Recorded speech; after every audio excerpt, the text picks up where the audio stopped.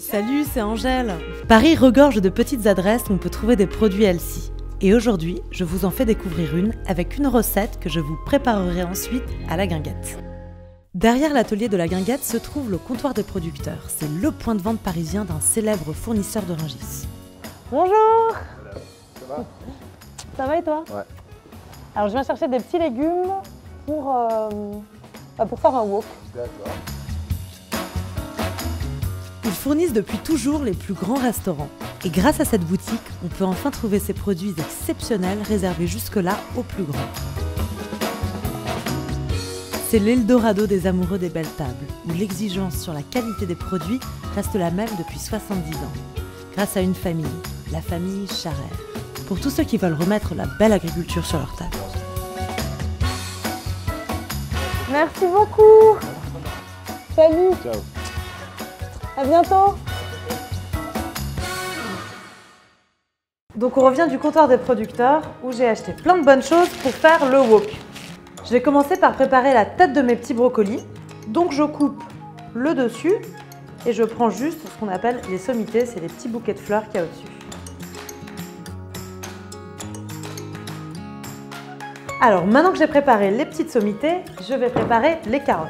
Je les épluche, je vais en faire des petites lamelles. Dans un premier temps, je vais faire sauter les brocolis et les carottes avec un petit peu d'huile de coco dans un wok. Alors, on peut mettre si on veut de l'huile d'olive. Moi, j'adore l'huile de coco parce que ça donne bon goût et que c'est une huile qui peut se chauffer sans s'altérer.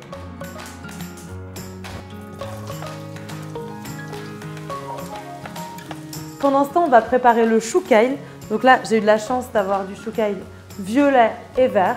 Ce qui est très important, c'est d'enlever la nervure centrale, qui est très filandreuse et un petit peu dure à la mâche. Et ensuite, sur chaque feuille, si on veut faire les choses très bien, on enlève aussi la nervure centrale. On fait la même chose pour l'autre kale.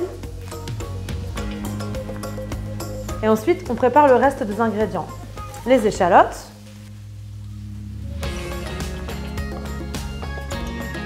l'ail,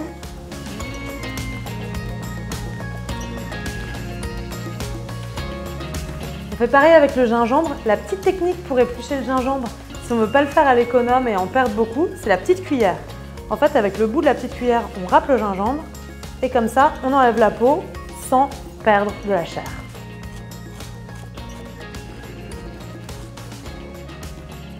Et là, on ajoute tout ça à notre wok.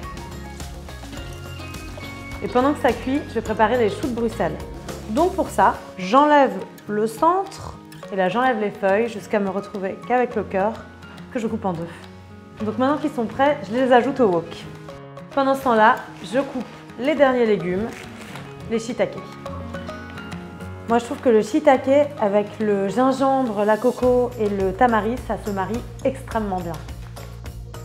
Donc le tofu, comme les champignons d'ailleurs, ça va nous apporter plein de protéines végétales. Et comme c'est un plat végétarien, c'est pas mal. Donc maintenant, je vais ajouter dans mon wok du tamari. Le tamari, c'est comme de la sauce soja. Ça sent déjà très bon, ça sent la sauce soja, le gingembre, l'ail, toutes ces saveurs asiatiques. En plus, il est très beau parce qu'il y a plein de couleurs différentes. Donc ça y est, il est bien mijoté, il est bien prêt. Je vais dresser le wok. Ça sent super bon. Alors maintenant, on peut ajouter des feuilles de coriandre par exemple, parce que ça va donner un bon petit goût. Et on va mettre aussi du citron que les gens pourront ajouter dans leur plat pour apporter un peu de fraîcheur. Alors, je mets quelques gouttes de citron.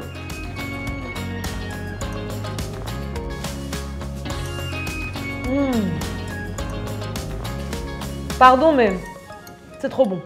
Je vous conseille vraiment d'essayer de faire cette recette qui est délicieuse et extrêmement facile à faire. À bientôt!